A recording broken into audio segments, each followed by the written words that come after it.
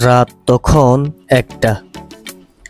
শহর যখন ঘুমানোর প্রস্তুতি নিচ্ছে, চট্টগ্রামের টেরিবাজার তখনও বেশ সজাগ। আমরা কজন গেলাম পাঞ্জাবি কিনতে। চারিদিকে কাপড়ের স্তূপ, নতুন কাপড়ের ঘ্রাণ আর দরদাম করা সেই চিরচেনা শব্দ। একটা উৎসব উৎসব ভাব যেন পুরো টেরিবাজার এলাকা জুড়ে লেগে আছে। কাপড়ের দোকান থেকে পছন্দ মতো পাঞ্জাবির পিস নেওয়া হলো।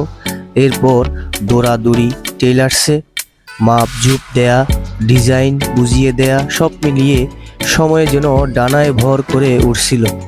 সব কাজ শেষ করে যখন ফেরার পথ ধরলাম, ঘড়ির কাঁটায় তখন রাত 3টা।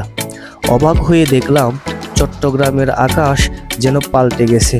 এখন তো শীত বিদায় নেয়ার সময়, চারিদিকে বসন্তের হাওয়া আর গরমের আনাগোনা।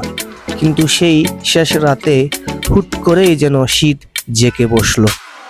রাতের নিস্তব্ধ শহর আর এই অসময়ের কুয়াশা, সব মিলিয়ে এক অন্যরকম অনুভূতি। প্রকৃতিও যেন বিদায় বেলায় শীতের এক ঝলক উপহার দিয়ে গেল।